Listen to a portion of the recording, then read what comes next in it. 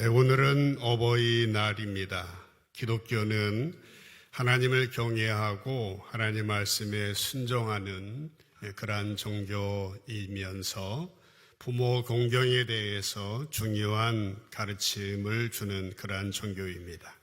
오늘 저는 어버이 주일을 맞아서 봉독하신 말씀 1절 말씀을 중심으로 내 마음으로 나의 명령을 지키라, 내 마음으로 나의 명령을 지키라 라고 하는 제목으로 잠시 하나님 말씀을 전하고자 합니다. 공자라고 하는 사람이 논어를 썼는데 논어의 한시외전에 이런 말이 나온다고 합니다. 한자어로 수욕정이 풍부지 자욕양이 친부대라고 하는 한자어입니다. 수는 나무입니다. 그 뜻은 나무는 고요히 있고 싶어 하지만은 그러나 바람이 풍부지 바람이 멈추지 않는다. 나무는 고요히 있으려 하지만은 조용히 머물러 있으려 하지만은 바람이 부르니까 흔들리게 된다. 그런데 자욕양이 친부대, 자식은 부모를 봉양하려고 하지만은 그러나 친부모는 부대 기다려주지 않는다라고 하는 말이 공자 논어의 한시외전에 이런 말이 나온다고 합니다. 또 조선의 가사문학의 대가로 우리가 공부했던 송강정철이라고 하는 분이 훈민가를 썼습니다. 백성을 다스리는 노래 훈민가를 썼는데 한 번쯤은 들어보실 쓸만한 구절입니다. 어버이 사라질째 섬길 일을 다하여라. 어머님이 살아계실 때 섬길 일을 다해라. 지난 후면 돌아가시면 애달다 어이하리. 애달프다 슬퍼한들 어찌하겠느냐. 평생에 고쳐 못할 일이 이뿐인가 하노라 라고 하는 구절이 훈민가의 자효편에 나옵니다. 그렇습니다. 우리가 부모님이 살아계실 때에 효도하는 것은 당연한 일일 것입니다. 다행스럽게 부모님이 아직도 살아계신 분들은 이 말씀대로 부모님에 대해서 더더욱 이제 효도하고 또 용돈도 드리고 또 함께 대화도 하고 그런 좋은 시간을 가지시기 바라고, 아쉽게 부모님이 다 떠나신 분들은 이제 신앙의 부모님들 또 주변에 있는 어르신들을 잘 섬기면 좋으리라 생각합니다.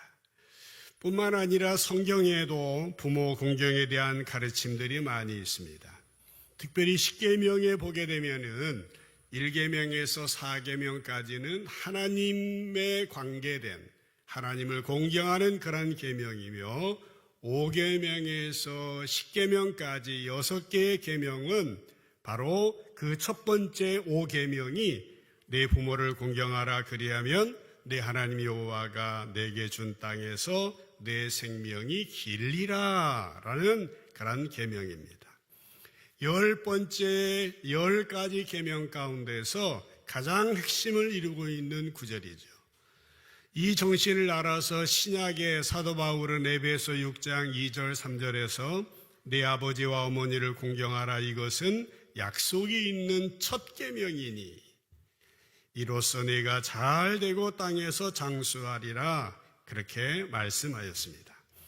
하나님께서 우리에게 계명이 있는데 이 계명을 잘 지키면 이런저런 복을 받을 것이다 약속하신 첫 계명이 바로 부모 공경의 계명이다라고 하는 것입니다.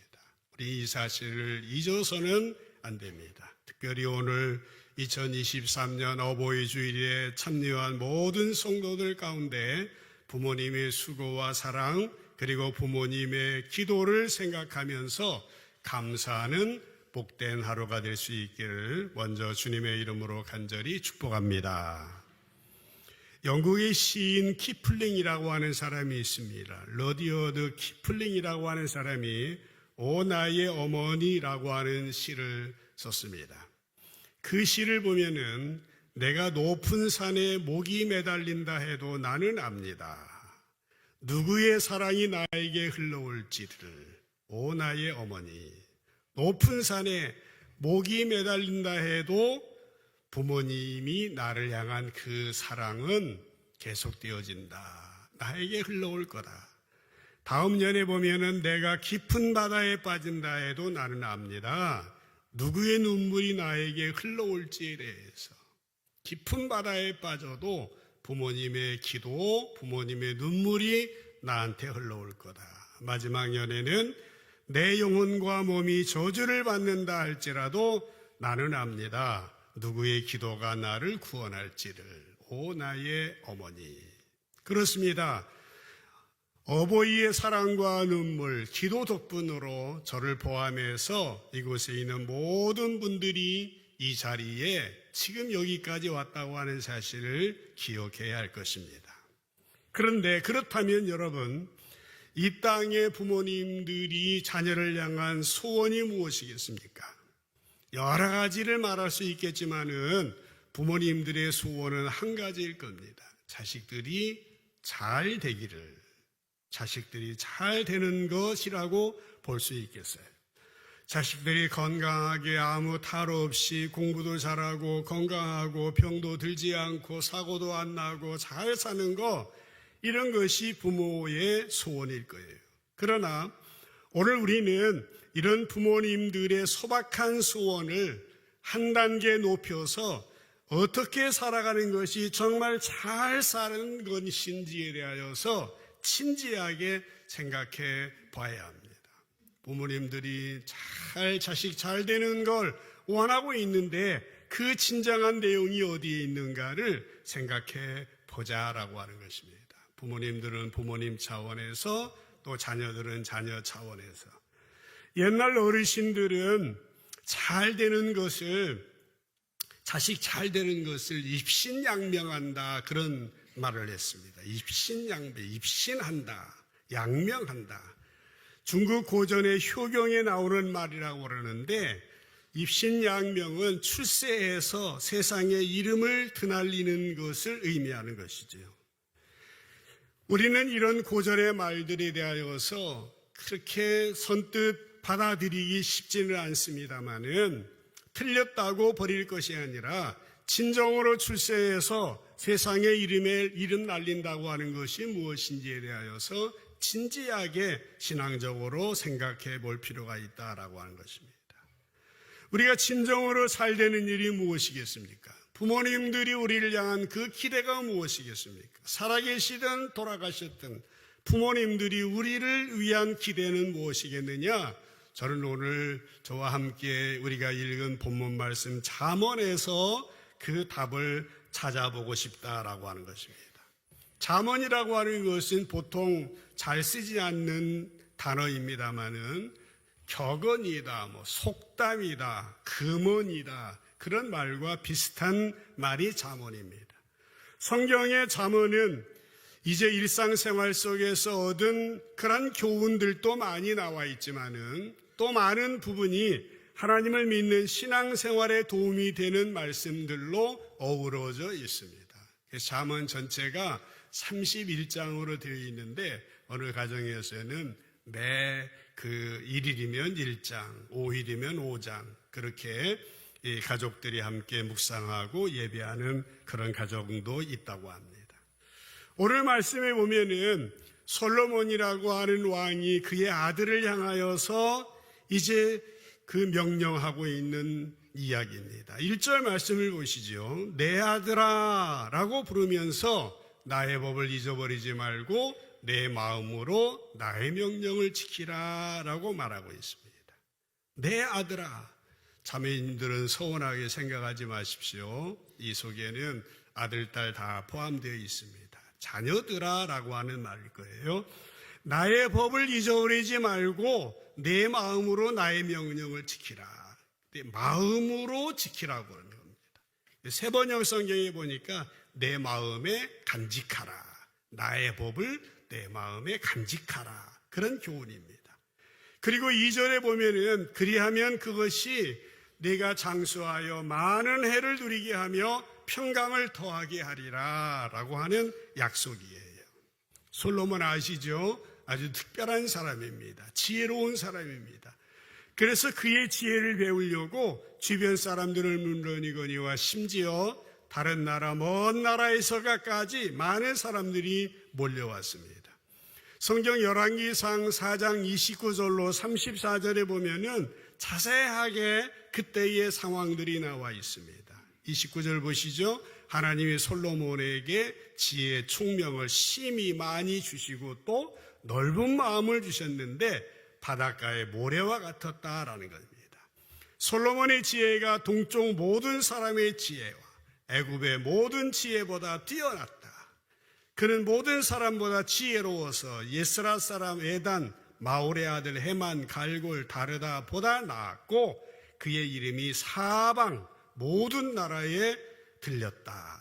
32절 그가 잠언 3000가지를 말했고 그의 노래는 1005편이었으며 그가 또 초목에 대하여서 말하였는데 레바논의 백향목으로부터 담에서 나는 우슬초까지 했고 그가 또 짐승, 새, 기어다니는 거, 물고기에 대해서도 말했고 마지막 34절에 보면 사람들이 그의 솔로몬 지혜를 들으려고 왔으니 이는 그의 지혜의 소문을 들은 천하 모든 왕들이 보낸 사람이었더라라고 하는 것입니다.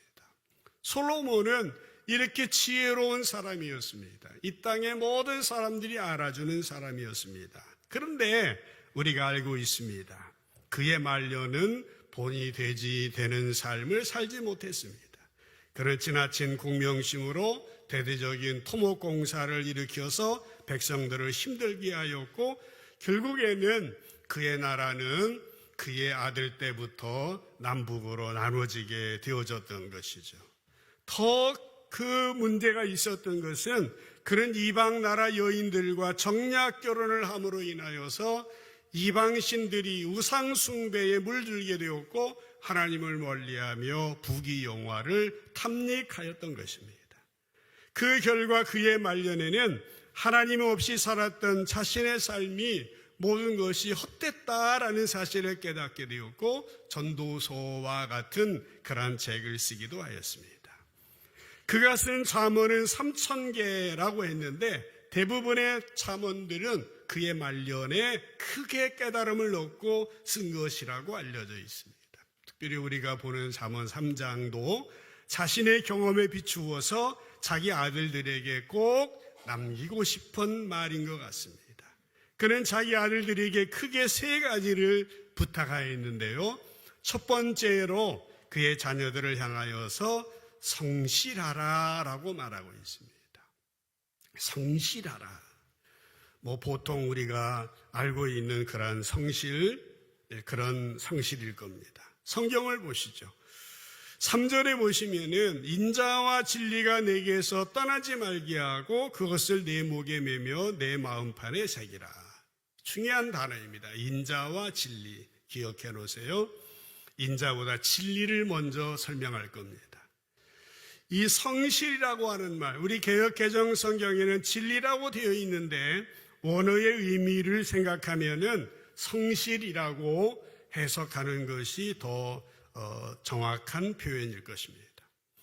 이 개역개정 우리 새로 번역된 성경들에는 성실로 되어 있습니다. 영어 성경에 NIV 성경에는 믿음직스러움, faithfulness라고 되어 있습니다.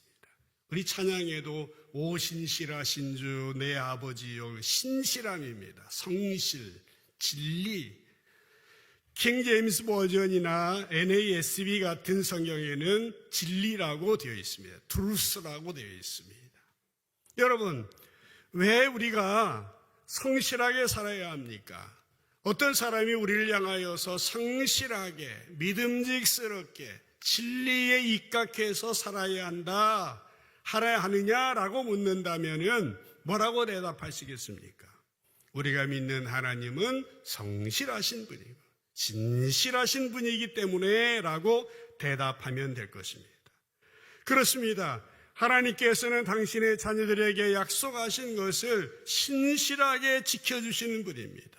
그러므로 우리들, 주님의 자녀된 우리들은 하나님과의 관계뿐만 아니라 세상 사람들과의 관계 가운데서도 신실하게, 성실하게 살아야 합니다. 이것이 하나님의 영광을 드러내는 가장 합당한 길이라고 하는 것입니다.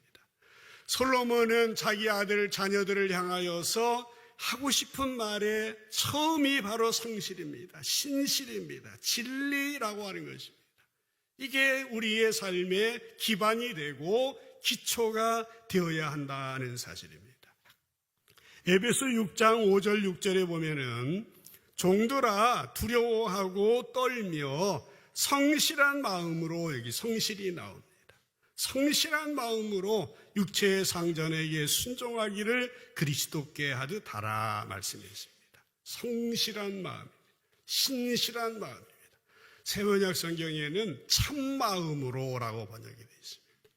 종들아 두려워하고 떨며 참마음으로, 성실하고 신실한 마음으로 육체의 상전에게 순종하기를 그리스도께 하듯 하라 하면서 6절에 보면은 더 잘 설명합니다. 눈가림만 하여 사람을 기쁘게 하는 자처럼 하지 말고 그리스도의 종들처럼 마음으로 하나님의 뜻을 행하라 라고 하는 것입니다. 우리 그리스도인들은 어디에서든지 누구를 만나든지 무슨 일을 하든지 성실한 마음으로 주님을 대하듯이 해야 됩니다. 눈가림만 해서 사람을 기쁘게 하는 자처럼 하지 말고 마음으로 성실하게 하나님의 뜻을 행해야 된다라고 하는 것입니다. 그렇습니다, 여러분. 우리들이 이렇게 세상에 나가서 성실하고 신실한 태도로 사람을 대하면 어디에 가서 무슨 일을 하든지 인정받게 되어질 것이다 라고 하는 것입니다. 영어권에서 사람들이 편지를 쓸 때요, 마지막에 이런 단어를 씁니다. Sincerely yours. 그리고 자기 이름을 쓰고 사인을 하게 되는 것이죠.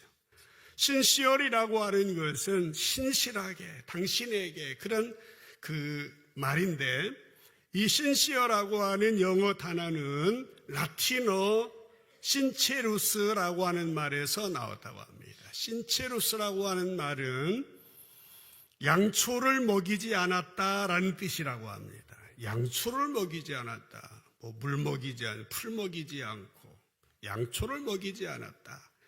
원래 이 말은 이탈리아에서, 이태리, 라틴어에서 나왔는데, 예로부터 이태리에는 대리석이 많았다고 합니다. 그런데 아무리 좋은 대리석이라도 흠집이 있으면 제값을 못 받아요. 그래서 대리석을 파는 사람들 가운데 흠집을 가리고 숨기기 위해서 양초를 먹여서 이제 흠이 없는 것처럼 속여서 팔기도 했다라고 하는 것입니다.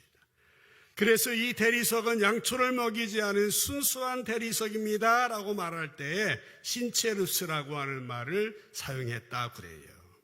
여러분, 우리들은 하나님의 자녀로서 이 세상에 나아가서 신실하게, 참되게, 진실하게, 성실하게 살아야 합니다.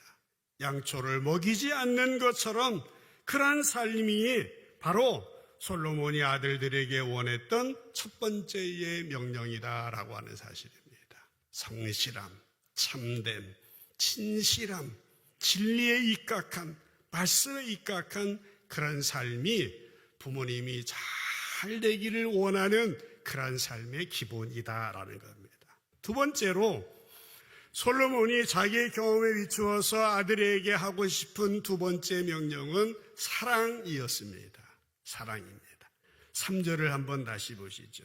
인자와 진리가 내게서 떠나지 말게 하고 했을 때의 인자입니다. 인자.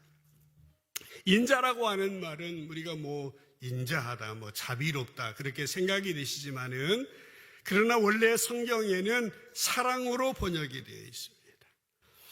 우리말 쉬운 성경이나 우리말 성경, 현대인 성경에는 그 인자라고 하는 말이 그 사랑으로 번역이 되어 있습니다. 사랑이다. 우리 성경에 인자라고 되어 있는데 현대어 성경에는 남을 아끼는 마음, 남을 아끼는 마음이라고 되어 있습니다. 영어 성경에도 사랑이라고 되어 있습니다. NIV 성경 같은데 사랑으로 되어 있고 킹 제임스 버전에는 mercy, 은혜라고 되어 있고 또 그 NASB라는 성경에는 kindness라고 되어 있습니다. kindness, 친절함, 그런 뜻이죠. 여러분, 어떤 사람이 왜 우리들을 하나님의 자녀로서 사랑으로 살아야 하느냐라고 묻는다면은 그 대답도 역시 마찬가지일 겁니다. 하나님은 사랑이시니까. 하나님은 사랑이시니까 당신의 자녀들인 저와 여러분들은 사랑하며 하나님을 사랑하고 이웃을 사랑하면서 살아야 한다라고 하는 것입니다. 한번 생각해 보십시오. 우리가 얼마나 진리에 합당하게, 참되게, 신실하게, 성실하게 살아왔는지, 어떻게 내가 사랑하며 아끼는 마음을 가지고 따뜻한 마음을 가지고 살아왔는지 한번 스스로 생각해 보십시오. 부모님들이 우리들을 향하여서 기대하는 것이 그것입니다. 사실 사랑이라고 하는 말을 들으면은 참 어렵게도 느껴지지만은 어떤 의미에서는 그렇게 어려운 말은 아닐 수 있습니다. 사랑은 그저 사람에 대한 관심입니다. 따뜻한 마음을 갖는 겁니다. 아끼는 마음을 갖는 겁니다. 요즘 세상처럼 사람에 대한 관심이나 사랑이 자꾸 사라져가고 식어져 있는 이 세상에서 정말 작은 불씨와 같은 사랑, 그 관심, 그 따뜻한, 그 아끼는 마음이 필요한 때가 바로 오늘이 아닌가 싶습니다. 우리가 잘 되어지는 그 배경 속에 그게 필요하다라는 거예요. 여러분, 역사 일에 무슨 일을 하든지 항상 그 기초에는 사람에 대한 사랑과 관심이 깔려 있었습니다. 무엇 하나를 바꾸어도 그 밑바탕에는 사람에 대한 따뜻한 사랑과 관심이 깔려 있었습니다. 구약에 율법이 나옵니다. 율법이라고 생각하면 여러분들이 무섭게 생각할 수 있습니다만은 그 속에는 항상 하나님의 사랑이, 인자하심이, 헤세드라고 하는 하나님의 사랑이 포함되어 있었습니다. 약한 사람들을 위해서, 불편한 사람을 위해서, 가난한 사람, 병든 사람, 소외된 사람, 힘없는 사람 편에서 아끼는 마음을 가지고, 따뜻한 마음을 가지고, 사랑의 마음을 가지고 율법이 규정되어졌다라고 하는 사실을 우리는 잊어서는 안 됩니다. 성경 속에 여러 사람들이 등장합니다. 그런데 우리가 잘 보지 못했던 인물 가운데 매력적인 한 사람을 지금 이 시간에 소개하려고 합니다. 그 사람의 이름은 아히멜렉이라고 하는 사람입니다. 사무엘상 21장에 나오는 노비라고 하는 지역의 제사장 아히멜렉이라는 사람입니다. 사울왕 때의 제사장입니다. 그의 이야기는 참 감동적이라 못해 충격적입니다. 그때 상황을 잠시 소개합니다. 다윗은 사울왕의 추적을 받고 도망하고 있는 상황이었던 겁니다. 상황이 얼마나 급했든지 수행하는 부하들도 없었고 손에는 무기도 없었습니다. 게다가 그는 아무것도 먹지 못해서 배고파 쓰러질 지경 가운데 있었습니다. 그런데 이런 모습을 한 다윗이 제사장 이 사람 아히멜렉을 찾아온 거예요. 아히멜렉은 깜짝 놀랐습니다. 다윗의 형색을 보고. 다윗은 뭐라고 말합니까? 사울왕의 특명이 있어서 이렇게 부하들도 없이 급히 길을 떠나게 되었다고 대충 상황을 둘러대면서 뭐라도 좀 먹을 것이 있으면 좀 달라고 제사장 아히멜렉에게 요청하게 되어지는 것입니다. 이때 제사장 아히멜렉이 다윗에게 말하는 내용입니다. 사무엘상 21장 4절 말씀에 보십시오. 제사장이 다윗에게 대답합니다. 보통 떡은 내 수중에 없지만 거룩한 떡은 있습니다. 그렇게 말하고 있어요. 보통 떡은 내게 없지만은 하나님의 전에서 물려낸 거룩한 떡, 진설병은 있습니다. 라고 하면서 이 거룩한 떡, 진설병을 다윗에게 내주는 겁니다. 여러분 아시죠? 이 거룩한 떡은 제사장 외에는 먹을 수 없습니다. 다윗은 그 떡을 먹을 수 없습니다. 그럼에도 불구하고 아히멜렉은 그 떡을 다윗에게 주었어요. 잘 아시겠습니다마는 나중에 이 일이 사울왕에게 알려지게 되었고 아히멜렉은 살해를 당하게 되어집니다. 그러면 이 제사장 아히멜렉이 왜 그 진설병을 다윗에게 주었겠느냐라고 하는 것입니다. 그 이유는 간단합니다. 다윗을 사랑하는 마음이 있었다. 아끼는 마음이 그에게 있었다. 다윗의 생명을 구하고 싶은 마음이 아히멜렉 제사장에게 있던 겁니다. 이것을 우리가 더 어떻게 알 수 있습니까? 예수님께서요, 마가복음 2장 27절 그 전후에 보면은 이 이야기를 예수님이 인용하시면서 이런 가르침을 주시는 겁니다. 예수님은 제사장 아히멜렉의 이야기를 하신 다음에 27절에 말씀하십니다. 이 안식일이 사람 위에 있는 것이다. 사람이 안식일을 위해 있는 게 아니야 라고 예수님이 이 말씀을 하신 거예요. 예수님이 이 말씀하신 요점이 뭡니까? 이 율법의 규정이 중요하지만은 그 규정보다도 더 상위에 있는 것이 있다. 사람을 살리는 거다. 사람에 대한 사랑, 사람에 대한 애정이라고 하는 겁니다. 진설병, 하나님께 바치는 떡을 먹으면 안 되지만은 그러나 그 사람 생명을 살리기 위해서 그럼에도 불구하고 사랑을 실천한 아히멜렉. 여러분은 이 아히멜렉 제사장의 행동에 대해서 어떻게 생각하고 계십니까? 우리 주님께서 명확하게 이 말씀을 주셨다고 하는 것입니다. 율법의 규정 자체도 중요한 것이지만은 더 중요한 것이 사람을 살리고 생명을 살리고 사랑하는 마음, 따뜻한 마음, 아끼는 마음이 우리에게 있어야 된다라고 하는 사실입니다. 오늘 솔로몬이 사랑하는 아들을 향하여서 성실하게 신실한 뿐만 아니라 사랑하는 마음, 따뜻한 마음, 그 아끼는 마음을 가져라고 그렇게 권면을 하고 있다라고 하는 겁니다. 다시 한번 본문 말씀 3, 4절을 생각하면서 한번 읽어볼까요? 함께 읽겠습니다. 시작. 인자와 진리가 내게서 떠나지 말게 하고 그것을 내 목에 매며 내 마음판에 새기라. 그리하면 내가 하나님과 사람 앞에서 은총과 귀중히 여김을 받으리라. 아멘. 아멘이시죠? 인자와 진리를, 그러니까 성실함과 사랑의 마음을 내 마음 가운데서 떠나지 말게 하고 내 목에 매며 마음판에 새기라. 그러면 4절에 뭐라고 했습니까? 내가 하나님과 사람 앞에서 은총과 귀중히 여김을 받으리라 라고 하는 것입니다.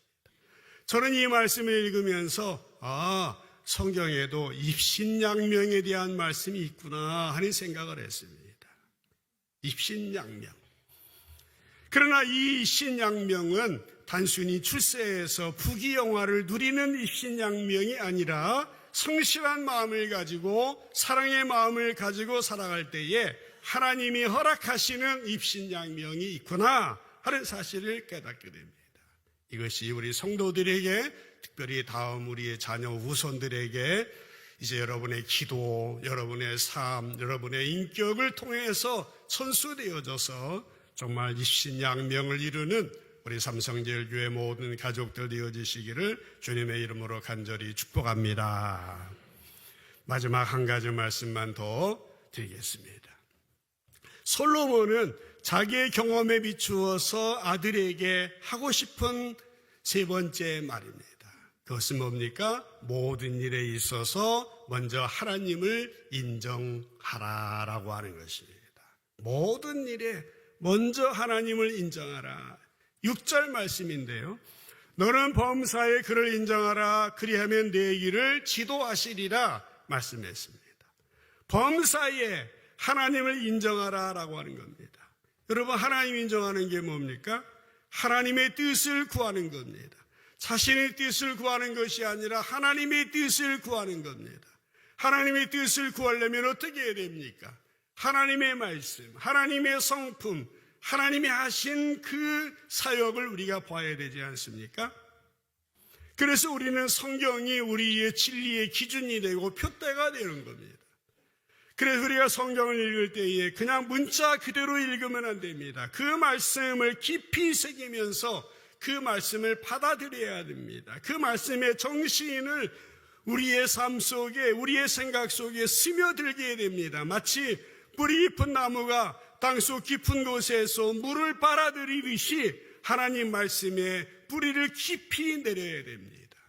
이것이 바로 우리 성도들의 삶의 자세인 겁니다. 하나님의 마음, 하나님의 생각, 하나님의 뜻, 하나님의 원하심에 대하여서 정말 깊은 땅 속에 뿌리 깊은 나무가 물을 빨아들이듯이 하나님 말씀을 깊이 묵상하고 상고해야 됩니다. 이런 사람들에게 하나님께서는 그 길을 지도하시리라 말씀을 하고 있어요. 그리하면 네 길을 지도하시리라. 지도한다는 말이 무슨 말입니까? 새 번역에는 인도하시리라. 쉬운 성경에는 형통하게 만들어 주실 것이다. 지도한다는 말이 형통하게 만들어. 우리말 성경에는 너의 내 길을 알려주실 것이다. 그렇게 번역이 됐습니다. 알려주신답니다. 어떻게 하면? 하나님을 인정하면, 그 뜻을 구하면 인도해 주시고 형통하게 하시고 알려주시고 지도해 주신다라고 하는 것입니다. 사랑하는 성도 여러분, 하나님이 인정하는 삶은 어떤 삶입니까? 하나님이 인정하는 것은 하나님을 신뢰하는 겁니다. 그리고 나 자신의 부족함을 인정하고 하나님의 뜻을 겸손하게 구하는 삶입니다. 내 삶의 귀한 것을 하나님께 드리며 하나님 말씀이라면 하나님의 책망도 이제 그대로 받아들이는 삶입니다. 하나님 주시는 지혜를 인생의 가장 소중한 자산으로 여기는 삶이 바로 하나님을 인정하는 겁니다. 그러면 우리의 삶을 지도하시고 형통하게 하시고 알려주시고 인도해 주신다라고 하는 사실인 것입니다.